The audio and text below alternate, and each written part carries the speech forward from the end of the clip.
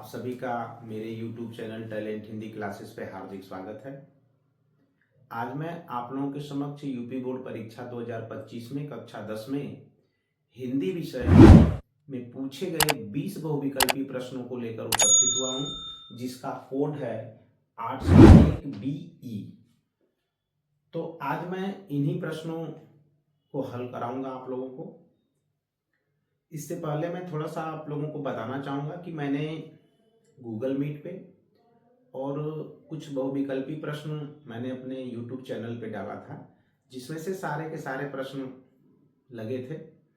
और जो Google meet से पढ़ने वाले बच्चे थे उनके तो पूरे 20 के 20 सही हैं, किसी के 19 सही हैं, किसी के 20 सही हैं, किसी के 18 सही हैं। तो इस तरह से उन्हें बहुत ही फायदा हुआ। जो भी मैं वीडियो डालता हूँ आप लोगों के लिए, वह बहुत ही आप लोगों के लिए इम्पॉर्टेंट होती है। उसे आप लोग बहुत अच्छी तरीके से देखा करिए, उसका अध्ययन करिए, क्योंकि ये चीज़ें आगे जा कर के आपको बहुत ही लाभप्रद साबित होंगी।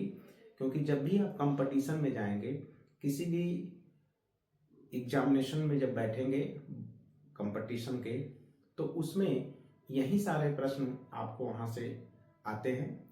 तो इसलिए आप बहुत अच्छी तरीके से अध्ययन करिए और जितने भी पैटर्न बनते हैं प्रश्नों के, मैं उन पैटर्न को आपको बताते चलता हूँ, उन पे प्रश्नों को हल कराते चलता हूँ। इस तरह से आपकी समस्या का समाधान भी होते चलता है और किस तरह के पैटर्न पर परीक्षाएं आधारित हैं, प्रश्न पूछे जाते हैं, वो सारा आपको पता होता चलता है और आपकी एकदम बिल्कुल एक सिस्टमेटिक ढंग से आपकी तैयारी आगे बढ़ती है। तो चलिए हम शुरू करते हैं। इसमें पहला ही प्रश्न पूछा था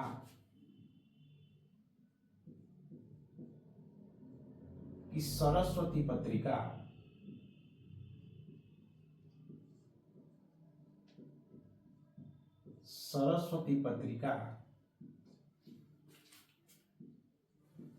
के संपादक हैं। सरस्वती पत्रिका के संपादक हैं। पहला ऑप्शन था मुंशी प्रेमचंद,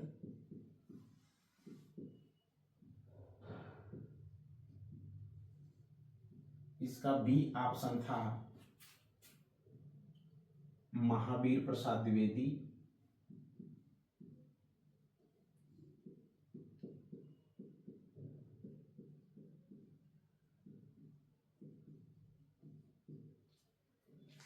सी ऑप्शन था जयशंकर प्रसाद,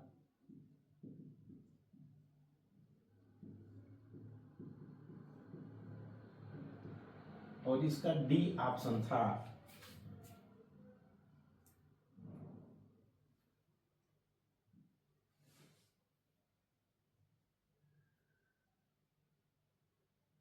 महावीर प्रसाद द्विवेदी।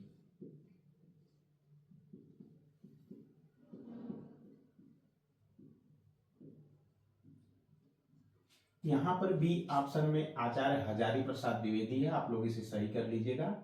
यहाँ मैं लिख देता हूं हजारी प्रसाद द्विवेदी, हजारी प्रसाद द्विवेदी। मैं इन पर थोड़ी थोड़ी आप लोगों को चर्चा करते चलूंगा कि चिंतामणि घोष ने सरस्वती पत्रिका निकालने का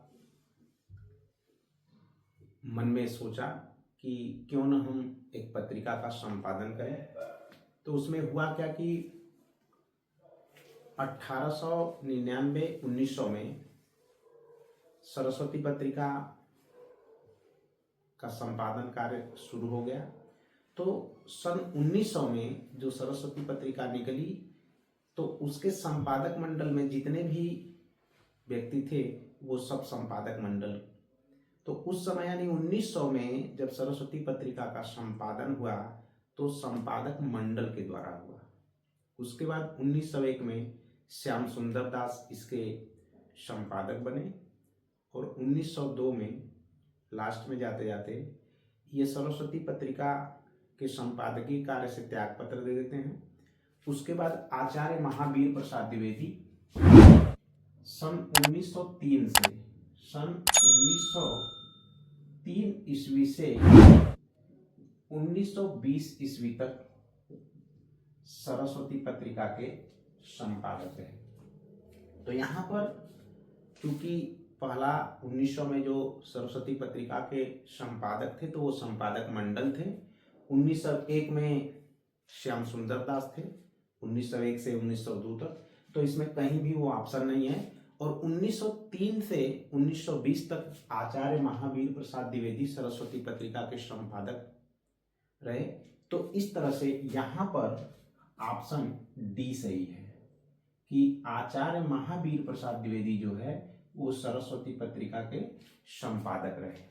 तो पहला प्रश्न कि सरस्वती पत्रिका के संपादक हैं तो कौन है? महावीर प्रसाद द्विवेदी। तो इस तरह से जिस बच्चे ने ऑप्शन डी लगाया होगा उसका प्रश्न सही है। अगला प्रश्न है निर्मला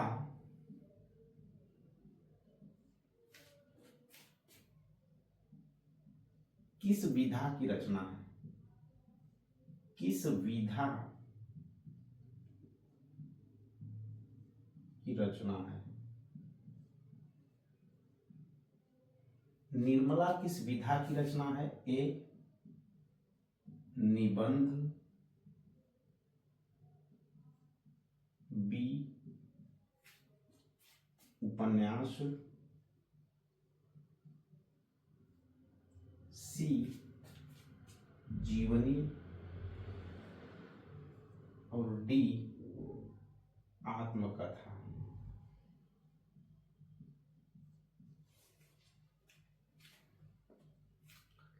तो पहली बात कि जो निर्मला ये है उपन्यास है और यह मुंशी प्रेमचंद्र जी द्वारा रचित उपन्यास है और इसमें बेमेल विवाह का चित्रण है। निर्मला नाम की एक 16 साल की लड़की की शादी लगभग 60 साल के बूढ़े से की जाती है। तो निर्मला में बेमेल विवाह का चित्रण किया गया है। शुरू में निर्मला की शादी उसके वयस्क ही जो उसके समवयस्क होते हैं, जो उसके एज के होते हैं, 1-2 साल बड़े से लगती है, यानी उसी के समकक्ष उम्र के। लेकिन किसी कारणवश उसके पिता की मृत्यु हो जाती है जिसमें दहेज की मांग की जाती है और उसमें दहेज दे नहीं पाते हैं लोग। तो मजबूरीवश निर्मला की शादी फिर एक बूढ़े से की जाती है। तो यहाँ पर निर्मला जो है उपन्यास है प्रेमचंद की। प्रेमचंद ने गोदान, सेवा सदन, कर्मभूमि, निर्मला, गबन, मंगलसूत्र उनका अपूर्व उपन्यास है। तो इस तरह से यह पहले तो यह रचना मुंशी प्रेमचंद्र जी द्वारा रचित है और यह जो विधा है इसकी यह उपन्यास है। तो निर्मला उपन्यास है, प्रेमचंद्र जी द्वारा रचित है, इसमें बेमेल विवाह का चित्रण है। तो जिस बच्चे ने ऑप्शन बी लगाया होगा उसका ऑप्शन सही है। अगला प्रश्न है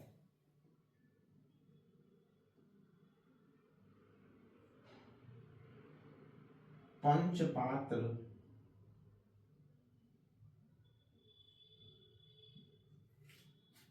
के लेखक हैं?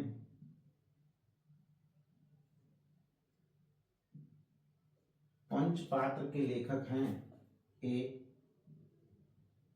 जयशंकर प्रसाद,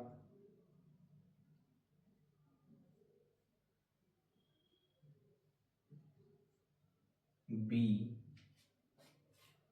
रामचंद्र शुक्ल,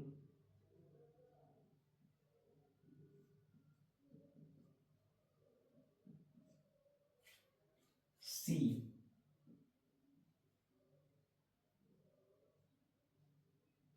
पदुमलाल पून्नालाल बख्शी, पद्मलाल पुन्नालाल बख्शी। और डी ऑप्शन है जयप्रकाश भारती।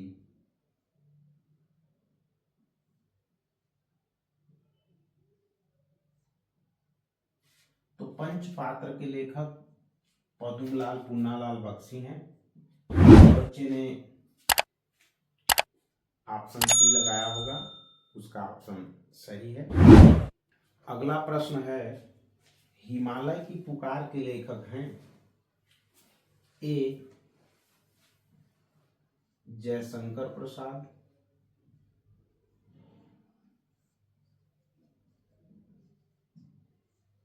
बी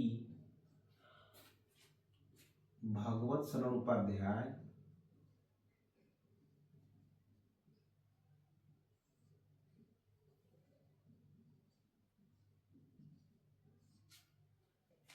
सी रामधारी सिंह दिनकर,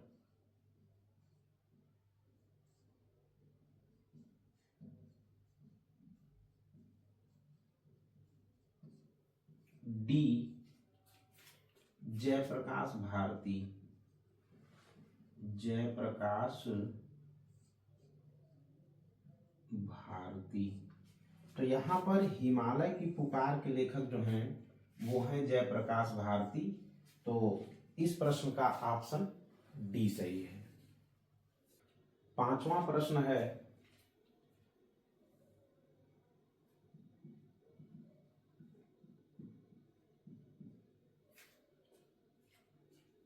सेवा सदन के लेखक हैं, सेवा सदन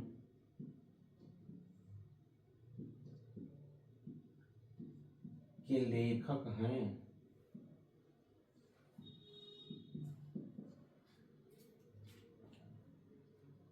ए राम कुमार वर्मा,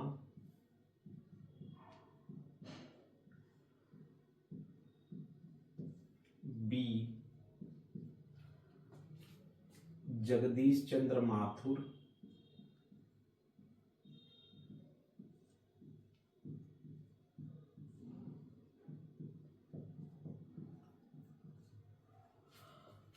सी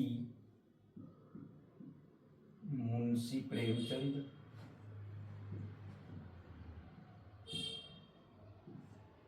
डी आचार्य रामचंद्र शुक्ल।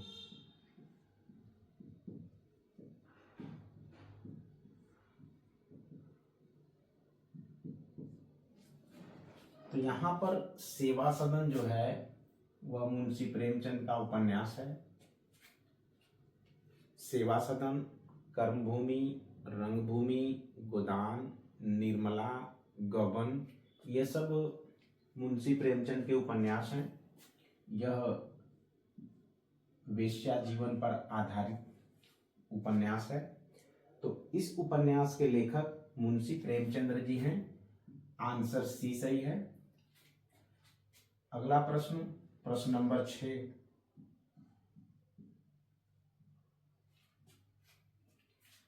रीतिकाल के कवि हैं, रीतिकाल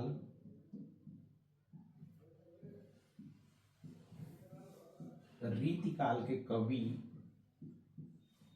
हैं ए नागार्जुन,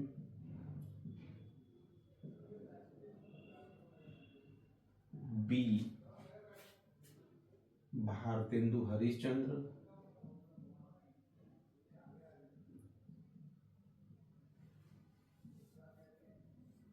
सी महावीर प्रसाद द्विवेदी,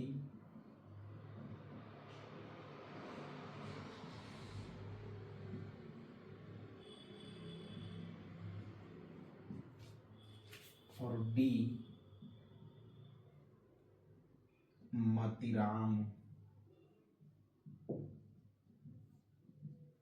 यहाँ पर रीतिकाल के जो कवि हैं वो मतीराम हैं। ऑप्शन डी सही है। भारतेंदु हरिश्चंद्र भारतेंदु युग के कवि हैं। महावीर प्रसाद द्विवेदी जी द्विवेदी युग के कवि हैं। नागार्जुन जो है वह आपके प्रगतिवाद के कवि हैं। और मतीराम जो है वह रीतिकाल के कवि हैं, और रीतिकाल में भी ये रीतिबद्ध काव्य धारा के कवि हैं। तो यहाँ पर छठे प्रश्न का आंसर कि रीतिकाल के कवि हैं तो मतीराम है। अगला प्रश्न है प्रश्न नंबर 7। दूसरा सप्तक प्रकाशित हुआ। दूसरा सप्तक प्रकाशित हुआ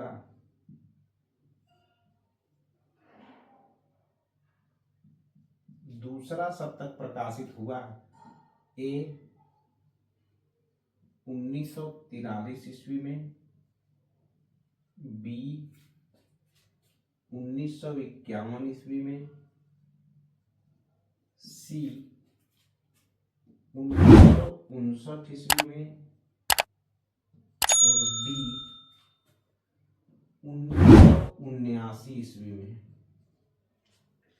तो यहाँ पर दूसरा सप्तक जो प्रकाशित हुआ था वह 1951 ईस्वी में हुआ था। पहला सप्तक 1943 ईस्वी में हुआ था। सच्चिदानंद हीरानंद वात्स्यायन अज्ञेय के संपादकत्व में तार सप्तक प्रकाशित हुआ था।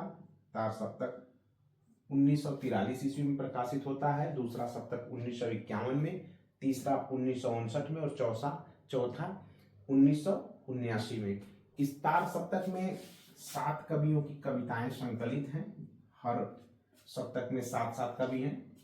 तो इस तरह से 7वें प्रश्न का ऑप्शन है बी 1951 ईस्वी में। अगला प्रश्न है प्रश्न नंबर 8। निहार के रचनाकार हैं। निहार के रचनाकार हैं ए महादेवी वर्मा,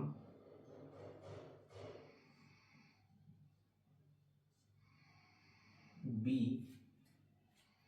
धर्मवीर भारती,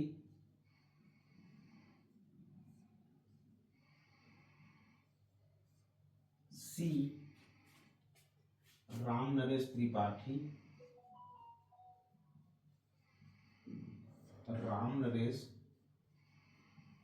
त्रिपाठी, और डी श्याम नारायण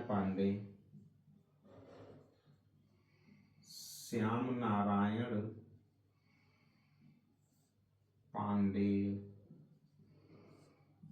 यहाँ पर निहार जो है वह महादेवी वर्मा इसके रचनाकार हैं। नीरजा, निहार, सांदगीत, दीपशिखा और यामा इनकी काव्य रचनाएं हैं। यामा उनकी नीरजा, निहार, सांदगीत और दीपशिखा के काव्यों का संकलन है।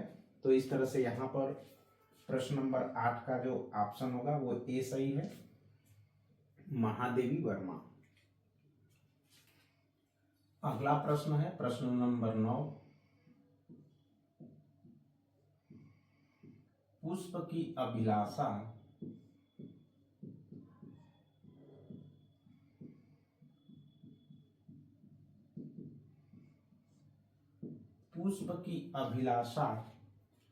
शीर्षक कविता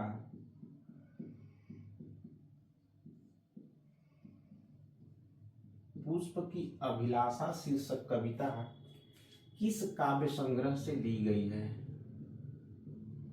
किस काव्य संग्रह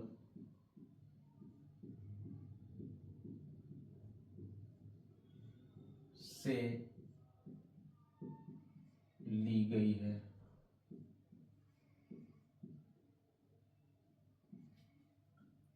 ऑप्शन ए है यामा, बी युगचरण, सी साकेत और डी है रश्मि रथी।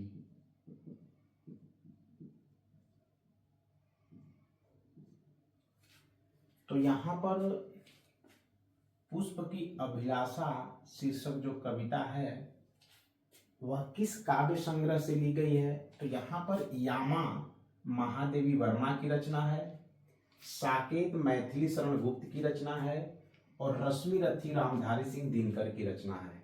तो यहाँ बचता क्या है? युगचरण। तो युगचरण से ली गई है पुष्प की अभिलाषा माखनलाल चतुर्वेदी की कविता है। तो यह माखनलाल चतुर्वेदी के काव्य संग्रह युगचरण से ली गई है।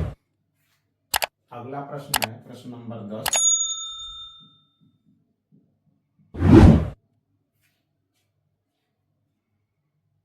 छायावाद युग की विशेषता है।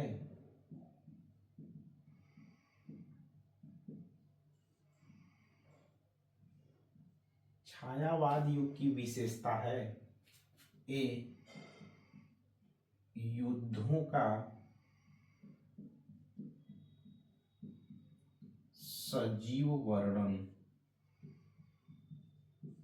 बी भक्ति की प्रधानता,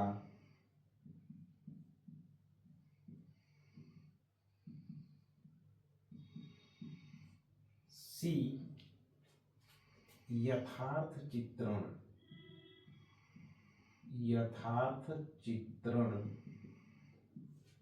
और डी है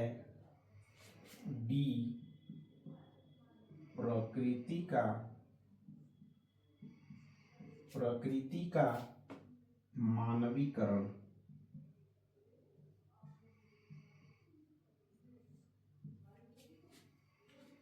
तो यहां पर छायावाद युग की विशेषता क्या है, थोड़ा आप समझेंगे कि युद्धों का सजीव वर्णन यह आदिकाल की विशेषता है, भक्ति की प्रधानता यह भक्ति काल की विशेषता है, यह प्रवृत्ति जो है प्रयोगवाद की है और प्रकृति का मानवीकरण यह छायावाद की विशेषता है। तो छायावाद युग की जो विशेषता है वह है प्रकृति का मानवीकरण रूप में चित्रण करना, यानी चित्रात्मक भाषा एवं लाक्षणिक पदावली और प्रकृति का मानवीकरण ये इसकी विशेषता है। तो यहाँ पर जो है छायावाद युग की विशेषता क्या है? प्रकृति का मानवीकरण। अगला प्रश्न है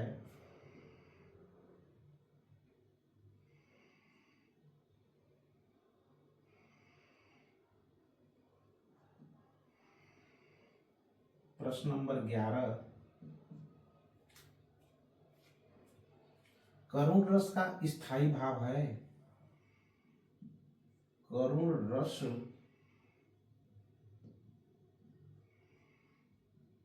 का स्थायी भाव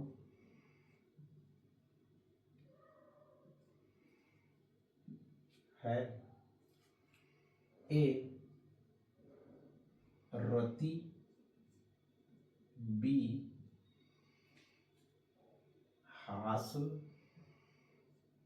सी शोक और डी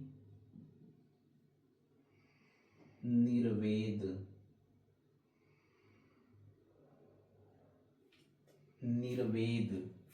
तो यहां पर जो है श्रृंगार रस का स्थायी भाव रति होता है, हास्य रस का स्थायी भाव हास होता है, करुण रस का स्थायी भाव शोक होता है और शांत रस का स्थायी भाव निर्वेद होता है। तो यहाँ पर करुण रस का जो स्थायी भाव है वह शोक है, ये ऑप्शन सी सही है। अगला प्रश्न है प्रश्न नंबर 12।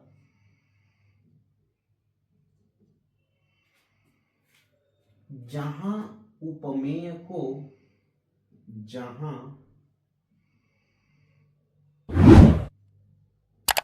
उपमेय को उपमान पर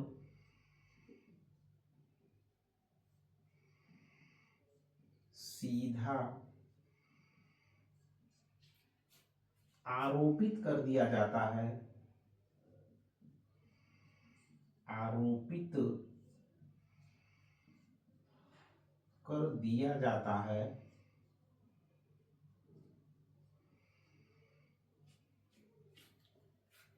वहां कौन सा अलंकार होता है, वहां कौन सा अलंकार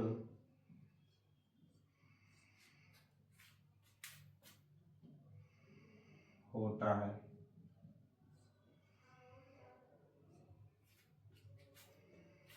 ऑप्शन ए उपमा, बी रूपक, सी उत्प्रेक्षा और डी अनुप्रास।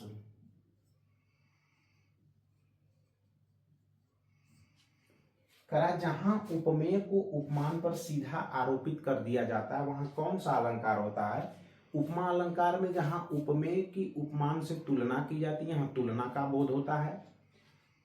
उत्प्रेक्षा में कल्पना या संभावना की जाती है और अनुप्रास में किसी वर्ण की आवृत्ति बार बार होती है। और रूपक में उपमेय को उपमान पर सीधा आरोपित किया जाता है, यानी जहां उपमेय में उपमान का भेद रहित आरोप हो जाता है वहां रूपक अलंकार होता है। तो यहां पर 12 नंबर प्रश्न का जो आंसर है वो बी रूपक अलंकार,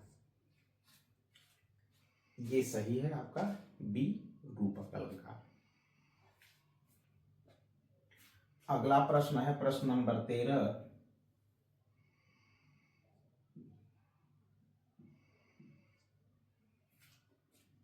सोरठा किस प्रकार का छंद है। सोरठा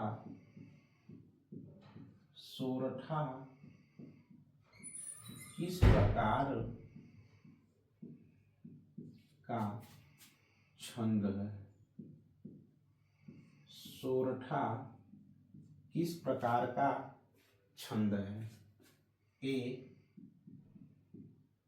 अर्धसममात्रिक, अर्धसममात्रिक, बी सममात्रिक,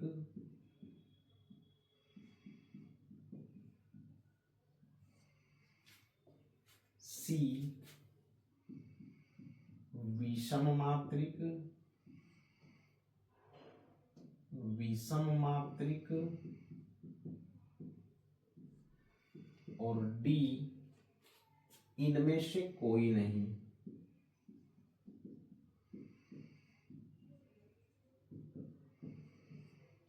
तो यहां पर जो है सोरठा अर्धसममात्रिक है, इसका ऑप्शन ए सही है, क्योंकि इसके पहले और तीसरे चरण में 11-11 मात्राएं होती हैं, दूसरे और चौथे चरण में 13-13 मात्राएं होती हैं, यह दोहे का उल्टा होता है।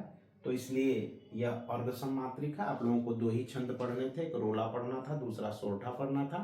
तो रोला जो है सममात्रिक होता है, उसमें 4 चरण होते हैं, उसके प्रत्येक चरण में 24 मात्राएं होती हैं। तो यहाँ पर जो सोरठा किस प्रकार का छंद है, तो सोरठा अर्धसममात्रिक छंद है, ये ऑप्शन सही है। अगला प्रश्न है प्रश्न number 14।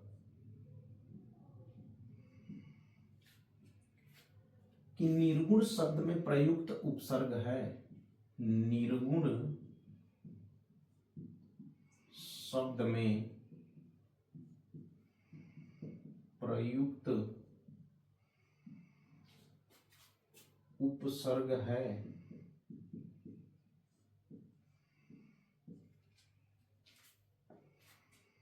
Option A knee, B गुण, सी नीर और डी नीर। र के नीचे हलंत है, यानी कि अर्ध अक्षर है।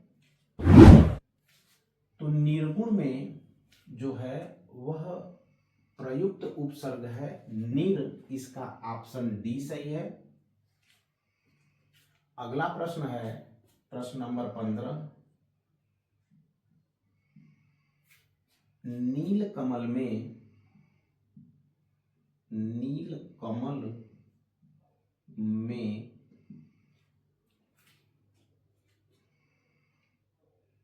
कौन सा समास है? कौन सा समास है? ऑप्शन ए द्विगु, बी कर्मधारय,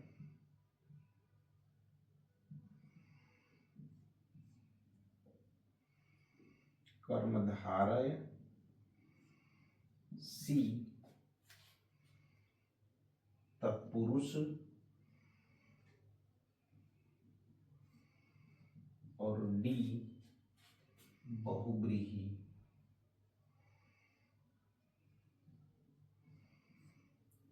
यहां पर संख्यावाची, जहां संख्याओं का बोध होता है, जिसका पूर्व पद संख्यावाची होता है, वहां द्विगु होता है। जिसमें विभक्तियां आ जाती हैं नेको से कामे पर, वो तत्पुरुष होता है। और बहुव्रीहि में इसका पहला और दूसरा कोई पद प्रधान नहीं होता, अन्य पद की प्रधानता होती। कर्मधारय समास में इसका पहला पद विशेषण होता है और दूसरा विशेष्य होता है। पहला विशेषण जो है विशेष्य की विशेषता बताता है। तो यहाँ पर करा कि नील कमल, कमल कैसा है? नीला है, तो यानी कर्मधारय समास है। तो इसका ऑप्शन क्या सही है? बी सही है। तो प्रश्न नंबर 15 का जो ऑप्शन सही है बी कर्मधारय। अगला प्रश्न है प्रश्न नंबर 16। देव नदी का पर्यायवाची है।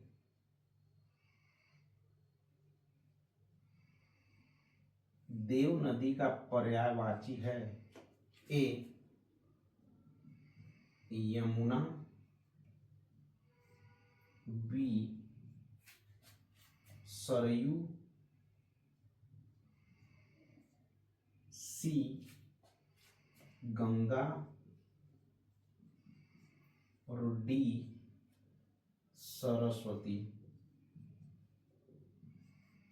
तो यहां पर देव नदी गंगा को कहा जाता है, इसका ऑप्शन सी सही है। अगला प्रश्न है प्रश्न नंबर 17। प्रश्न नंबर 17 जो है युष्माभि शब्द में विभक्ति एवं वचन है। युष्माभि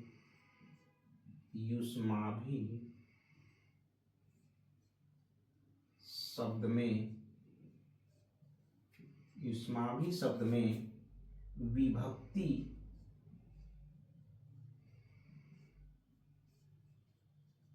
एवं वचन है।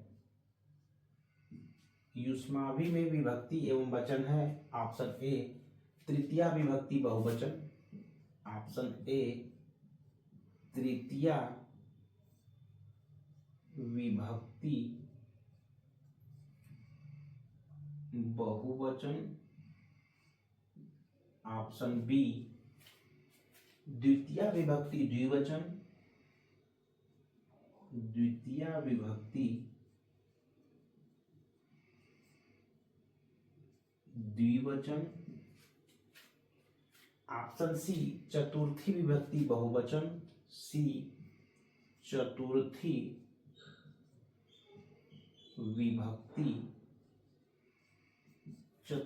विभक्ति बहुवचन। और डी पंचमी विभक्ति एक वचन। पंचमी एक वचन। तो यहां युष्माभि में तृतीया विभक्ति बहुवचन है, ये सही है आप लोगों का। ऑप्शन ए ही सही है, युष्माभि तृतीया विभक्ति बहुवचन का रूप है। अगला प्रश्न है प्रश्न नंबर 18। विकारी पद कितने प्रकार के होते हैं? विकारी पद कितने प्रकार के होते हैं। विकारी पद कितने प्रकार के होते हैं। ए 2, बी 3, सी 8 और डी 4। तो यहाँ पर जो है विकारी शब्द, विकारी पद कितने प्रकार के होते हैं। विकारी पद 4 प्रकार के होते हैं। कौन कौन से होते हैं। संज्ञा, संज्ञा, सर्वनाम, क्रिया और विशेषण। ये 4 को हम क्या कहते हैं। विकारी पद कहते हैं। तो इस तरह से विकारी पद कितने प्रकार के होते हैं। 4 प्रकार के होते हैं। अगला प्रश्न है प्रश्न नंबर 19। प्रश्न नंबर 19, अर्थ के आधार पर, अर्थ के आधार पर वाक्य के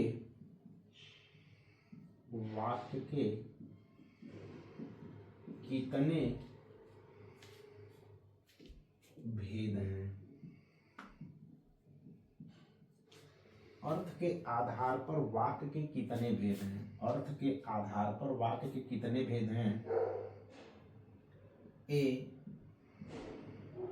2, बी 8, सी 4 और डी 5।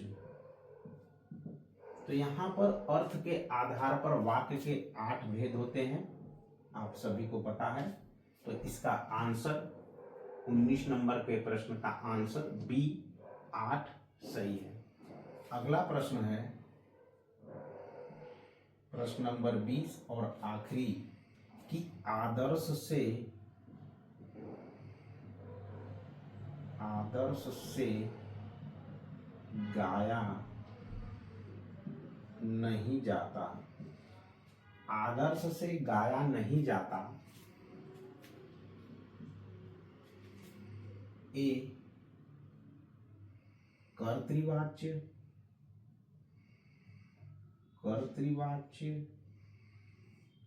बी कर्मवाच्य, सी भाववाच्य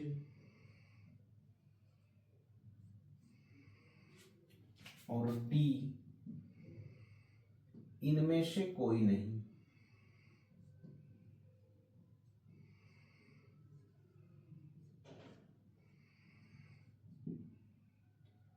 तो यहां पर आदर्श से गाया नहीं जाता, इस वाक्य में कौन सा वाच्य है। तो इस वाक्य में ऑप्शन सी भाववाच्य है, यानी वाच्य 3 प्रकार के होते हैं। वाच्य 3 प्रकार के होते हैं। 3 प्रकार कौन कौन सा। पहला कर्तृवाच्य, दूसरा कर्मवाच्य और तीसरा भाववाच्य। कर्तृवाच्य में कर्ता की प्रधानता होती है। इसका एक कर्ता होता है, एक क्रिया होती है और ये क्रिया कर्ता के रूप के अनुसार होती है। कर्ता के अनुसार ही क्रिया चलती है। कर्तृवाच्य में, कर्मवाच्य में जो है क्रिया कर्म के अनुसार होती है और भाववाच्य में जो क्रिया होती है वह भाव के अनुसार होती है और इसमें अधिकतर नकारात्मक वाक्यों का प्रयोग किया जाता है। तो यहाँ पर कहा जा रहा है कि आदर्श से गाया नहीं जाता। तो ये जो गाया नहीं जाता, ये नहीं जाता, ये भाव है कि उससे ये काम मुझसे चला नहीं जाता, मुझसे सोया नहीं जाता, मुझसे उठा नहीं जाता, मुझसे बैठा नहीं जाता। तो ये हमारे मन के भाव हैं। तो यहाँ पर कौन सा वाच्य होगा। भाववाच्य होगा। प्रश्न नंबर 20 का जो आंसर होगा वह भाववाच्य होगा। वाच्य पर मैंने आप लोगों को वीडियो बना के डाल दिया था, बहुत अच्छे तरीके से समझाया था। उसमें वाच्य परिभाषा भी समझाया था, वाच्य कितने प्रकार के होते हैं, कैसे उसको बदला जाता है, ये मैंने सारी डिटेल्स में आप लोगों को पढ़ाया था। तो बच्चों, ये रहा आप लोगों के 20 प्रश्नों का हल। अब आप लोग इसे मिलान कर लीजिएगा, किस बच्चे का कितना प्रश्न सही है ये आप अपने जो आपका प्रश्न पत्र है उससे आप मिलान कर लीजिएगा। धन्यवाद बच्चों।